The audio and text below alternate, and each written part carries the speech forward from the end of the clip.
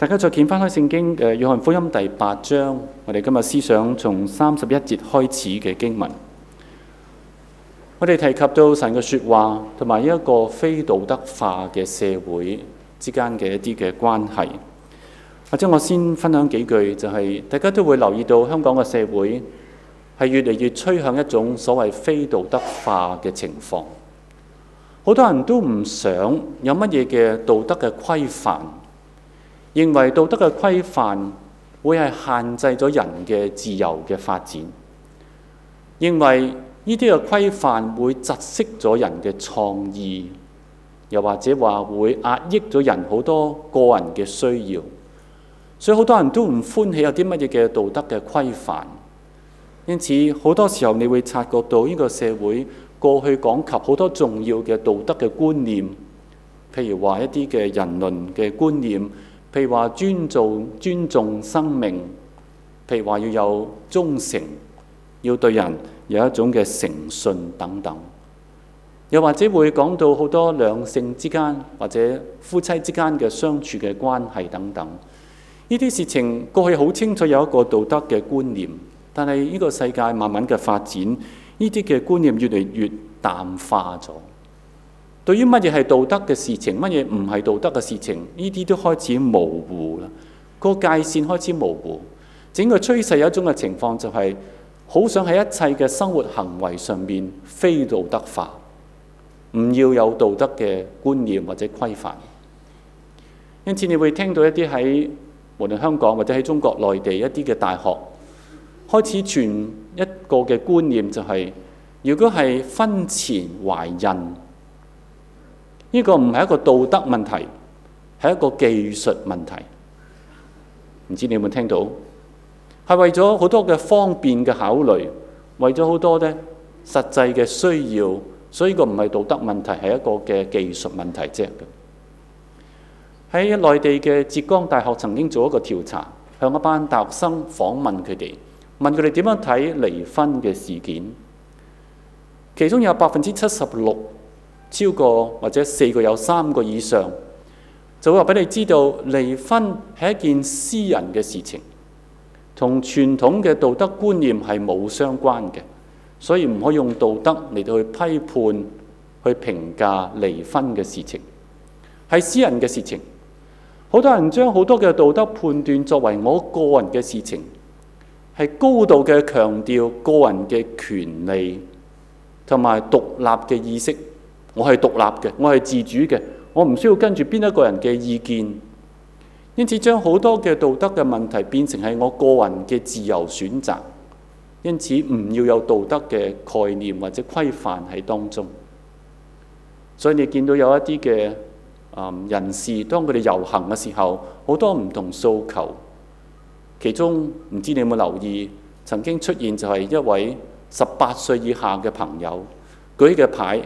，18歲以下要性自由。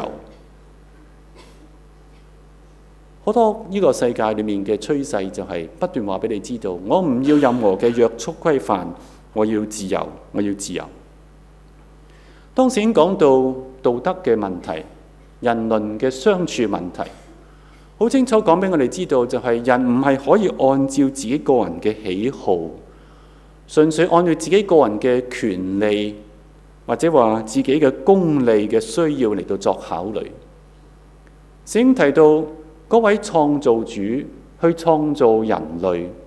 係對人類有一個心意。被造嘅人係需要留心創造者對我哋嘅一個嘅心意，而佢嘅心意透過聖經嘅真理，好似一個藍本擺喺我哋嘅面前。因此當你睇到好多社會嘅倫理嘅時候，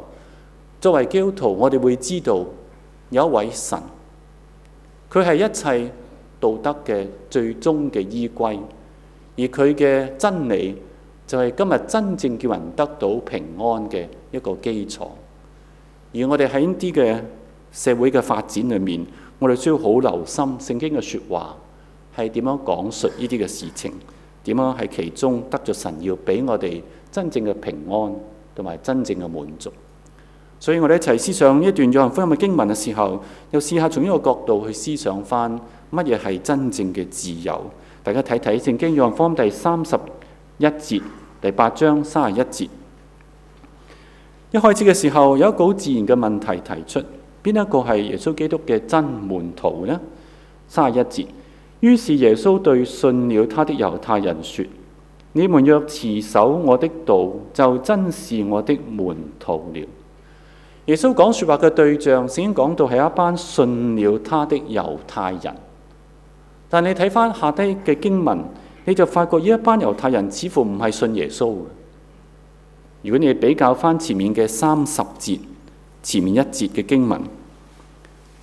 聖經就話耶穌說了這些話的時候，就有許多人信了他。同樣講到信了耶穌嘅人，表面上面唔係太清晰兩者之間嘅分別，但係從聖經嘅原來嘅文字嘅文法上面去分析，就會發覺兩類嘅人係不同嘅。30節嘅嗰啲信主嘅人係一啲真心信主嘅人，佢哋唔係表面嘅相信，係誠實咁信靠耶穌。而31節提到嘅嗰啲信了耶穌嘅猶太人呢，佢哋冇錯，可能頭腦上面認同耶穌所講嘅說話，但係認同神所講嘅說話唔等於係基督徒。其實撒旦都認同耶穌係基督，不過佢唔會去承認基督。呢度所提嘅，佢哋可能係頭腦上面認同，但係佢哋冇個人嘅委身，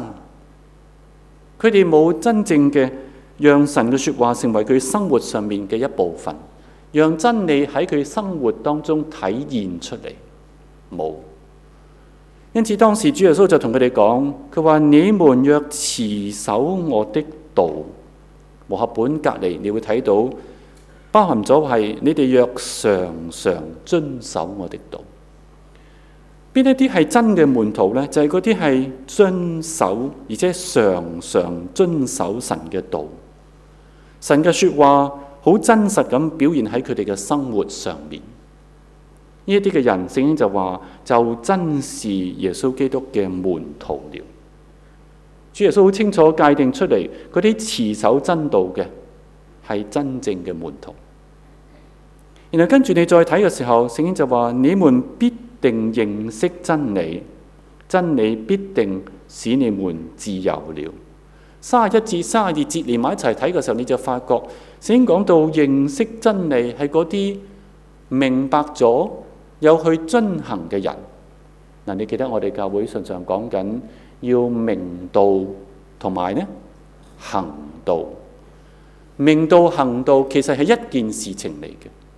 你唔可以單係明道就停止咗，因為神嘅道理唔係一啲嘅學科，你喺班房上面聽完咗明白咗之後，哦，得啦，我考試100分咁。你喺教會或者係一啲嘅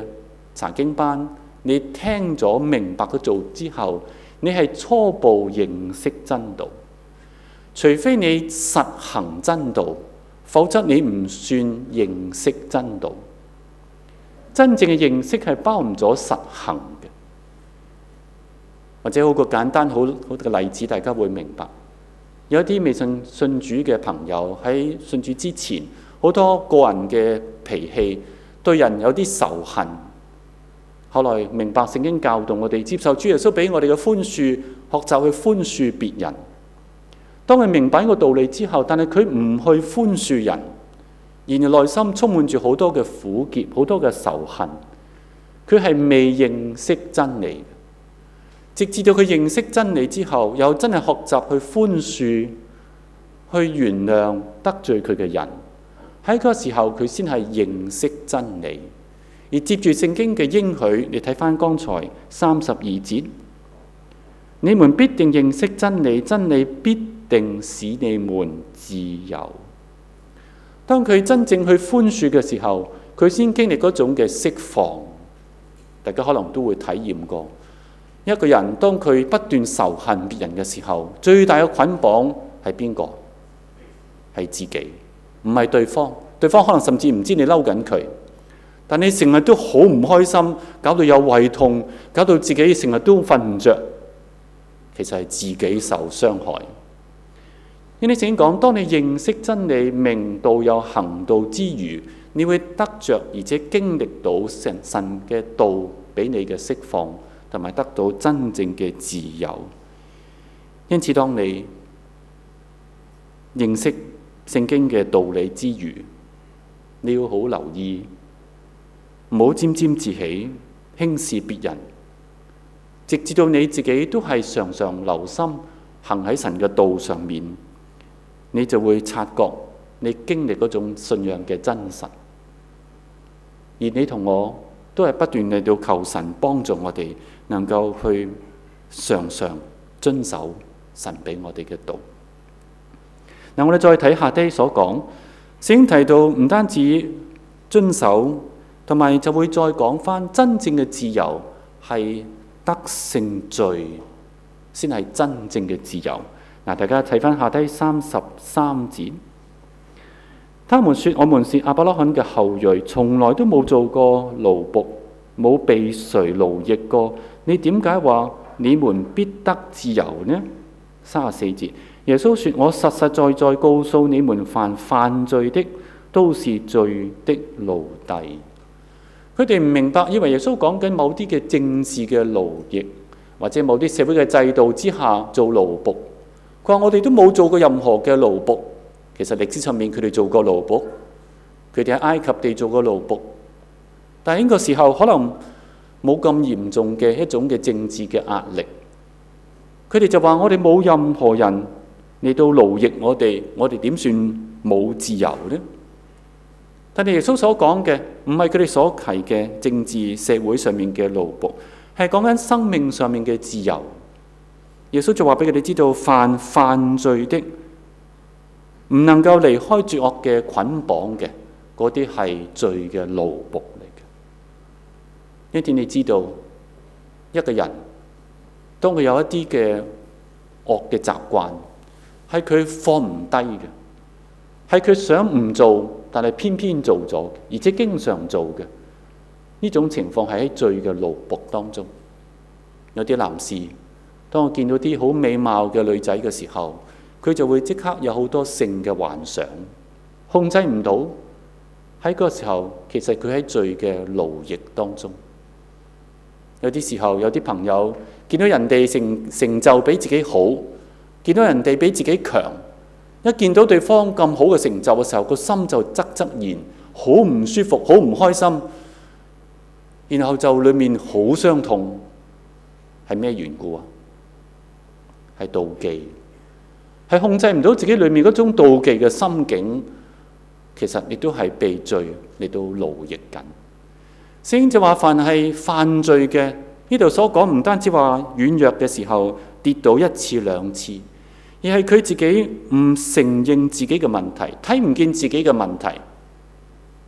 同時好清楚咁認為一切以自己為中心，我解脫到嘅，我搞得掂自己嘅問題嘅，唔承認自己有需要。呢啲嘅情況，聖經話佢哋其實喺罪嘅一個奴役當中。你一定記得我講過幾次㗎啦。好耐之前我提及過有一位嘅朋友，當我自己以前做社工嘅時候，喺中心見到佢入嚟，有班小朋友講緊粗口，好細細個，啲粗口好流利。然後一位嘅朋友都40-50歲，一位阿叔。佢見到啲小朋友咁大聲講粗口，好唔高興，就走埋去就鬧佢哋。咁細個就講粗口，講到幾時啊？咁跟住用粗口鬧佢哋，一路鬧。咁啲小朋友望住佢，我就忍唔住，我就走埋去，我就同佢講：阿叔，你都講粗口，難怪佢哋自細就講啦。咁最令我驚訝嘅，佢碌大隻眼望住我冇講過。每次諗翻呢件事嘅時候，我唔知道係覺得好笑定係話好嬲。好多時候見到人哋嘅問題，但係想唔到其實可能係自己令至對方咁樣。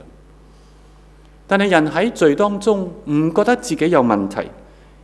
佢覺得自己好自由，但係其實係被罪所捆綁住。喺當時，我哋睇睇嗰啲嘅猶太人，其實佢哋覺得自己係好自由嘅，所以你睇翻33節，佢哋就話啦，佢話我們是亞伯拉罕嘅後裔，有好光榮嘅身份，好好嘅背景。然後39節又重複講，我哋嘅祖宗係亞伯拉罕，係神與佢立約嘅先祖，係一個好重要嘅，一個好寶貴嘅一個嘅背景。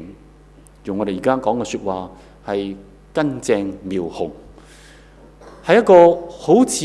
冇人能夠去否定佢哋嗰種嘅好重要、好受人哋尊重嘅一個歷史嘅身份。但係佢哋就話你就唔係啦，你就係撒瑪利亞人嚟嘅。咁大家睇睇38節，對唔住48節。猶太人對耶穌說：我們說你是撒瑪利亞人，並且是鬼附的，不是很對嗎？喺佢哋心中，撒瑪利亞人係嗰啲同外族人混雜咗嘅猶太人。佢哋喺神嘅救恩之外，神唔會揀選佢哋。佢哋係嗰啲拜假神嘅人。因此佢哋輕視耶穌，睇唔到自己，反而指責人哋。大家會記得喺歷史當中第二次世界大戰嘅時候，德國嘅納粹，佢哋就不斷嚟到宣述佢哋係一啲好優秀嘅日耳曼民族，因此覺得嗰啲猶太人係嗰啲好污穢嘅，係污染咗佢哋嘅民族嘅純正。因此要殘殺咗啲猶太人。歷史當中講述到幾十萬嘅猶太人喺當時被殘殺。人喺一種嘅不自知嘅情況，自己覺得自己冇問題，但係其實喺罪嘅捆綁當中。呢個係我哋常常見到嘅情況。今日嘅社會，好多人就會覺得我哋唔想有任何道德嘅規範，咁樣係最大嘅自由。但係其實想唔到自己係喺罪嘅捆綁當中，被情慾嚟到控制住，有啲時候帶嚟對自己嘅傷害，對別人嘅傷害。而你同我都需要嚟到警覺住呢啲嘅情況。但係主耶穌話俾佢哋知道，當我釋放你哋嘅時候，你哋就真得到自由啦。大家再睇35節。奴隸不能永遠住在家裏，唯有兒子才可以永遠住在家裏。所以神的兒子若使你們自由，你們就真的得自由了。神嘅兒子耶穌基督喺神嘅家裏面，佢係自由，而且有權釋放嗰啲嘅奴僕。因此奴僕自己唔能夠釋放自己，但係神嘅兒子耶穌基督去釋放我哋嘅時候，我哋就成為咗神嘅兒子。因為認識耶穌基督嘅真理，就得以自由。因此你知道喺今天我哋所尋求嘅喺真理當中嘅自由。我最近睇翻一本書，呢本書講到喺美國嘅一間嘅教會，有一次晚上發生一件事情。呢間教會舉行一個大嘅佈道聚會，好多唔同嘅人等，因為個區比較係一個唔同嘅階層嘅人都混雜喺嗰個地區嘅一啲嘅社區。喺當中有好多人，佢哋聽到嘅時候心中受感動，佢哋想信耶穌。牧師就呼籲大家一齊祈禱，祈禱當中有人哀哭，有人喺當中準備信主。喺嗰個時候，突然間喺禮堂嘅後邊有一個男人從個袋裏面攞出一把手槍，揸住把手槍向住前面嘅牧師一路向前行。當時牧師耷低頭祈緊禱，所以唔知道發生咩事，周圍好多人都祈緊禱，耷低頭。當呢個男士去到講台前面嘅時候，有人發現咗啦，大聲嗌：牧師，有人揸住把槍向住你啊！咁呢個牧師就即刻抬起頭，對方已經去到佢嘅面前，但係呢個男士冇開槍，淨係將把手槍啪一聲擺咗喺講台上面，放低把槍，然後佢就擰轉頭就走，行咗一段路喺個走廊上面，突然間心裏面好大嘅感動，就跪低咗，就喺度喊。喺喊嘅時候大聲講：主耶穌話：求你幫助我。大家冇得壓冷汗之後，後來好多人就問佢：你發生咩事啊？咁佢就講：佢話我係啱啱經過，我攞住把槍預備去殺嗰個男人，因為佢搶咗我個女朋友。經過教堂入嚟聽下嘅時候，我心好感動。我知道一定要將把槍交出嚟，如果唔係我就攞嚟殺人噶啦。所以我要將把槍攞出嚟交俾牧師咁。然後佢就攞出嚟，就拍咗擺喺講台上邊。大家聽見，一方面好驚，另一方面好感恩。但係當我睇嘅時候，我最深嘅感動就係一個人唔能夠脫離嗰種內心嘅仇恨，唔能夠去放低嗰種要殺人嗰種嘅殘惡嘅嗰種嘅念頭，直至到領受神俾佢嘅福音之後，佢可以擺低呢啲一切，佢能夠唔再被捆綁去殺人，因為佢得到真正嘅自由。各位弟兄姊妹，聖經清楚俾我哋嘅信息，真理叫人得以自由，而呢個正係歷世好多基督徒所經歷嘅事情。我哋再睇下啲嘅經文，主耶穌就話：你哋容納唔到我嘅話，喺跟住嘅第37節。主耶穌話：我知道你們是亞伯拉罕的後裔，但你們想殺我，因為你們心裏不能容納我的道。我所說的是我在父那裏看見的，但你們所作的卻是從你們的父那裏聽見的。呢個社會你會知道，一切都變得好相對，越嚟越多人唔能夠接受有絕對呢一個觀念，更加好難接受有絕對嘅權威。因此而家好多人分析呢個社會裏面好多喺一啲嘅權柄裏面嘅人，佢哋嘅權威越嚟越弱化咗，弱化咗嘅權威唔能夠發揮嗰種領導嘅作用，因此各人按自己嘅意思任意而行。呢啲嘅發展，我哋察嗰件事情就係好多人都唔能夠接受有啲所謂權威嘅一種嘅觀念或者話道理。但係頭先我哋一路大家分享，如果有一位神，呢位神佢係創造我哋嘅生命嘅，按照佢嘅本性嚟到創造我哋嘅，而我哋有佢嘅性情，因此佢一定有佢嘅道德標準俾我哋。而唯有當我哋按照佢俾我哋嘅道德標準，我哋先能夠得生命，先能夠讓呢個生命可以發揮出佢嘅美善，得着呢位創造主要俾我哋嘅福氣。因此神嘅道有佢嘅絕對嘅權威，能夠帶俾人有真正嘅盼望同埋方向。但係頭先我哋讀聖經嘅時候，你就發覺聖經就提到主耶穌講，佢話你哋唔能夠容納我嘅道，猶太人容納唔到神嘅道，而主就話我所講嘅道係從我父嗰度看見嘅。大家留心嗰啲字眼，佢係睇見父所做係啲確實嘅事實。然後佢講翻出嚟，係有真確嘅基礎嘅。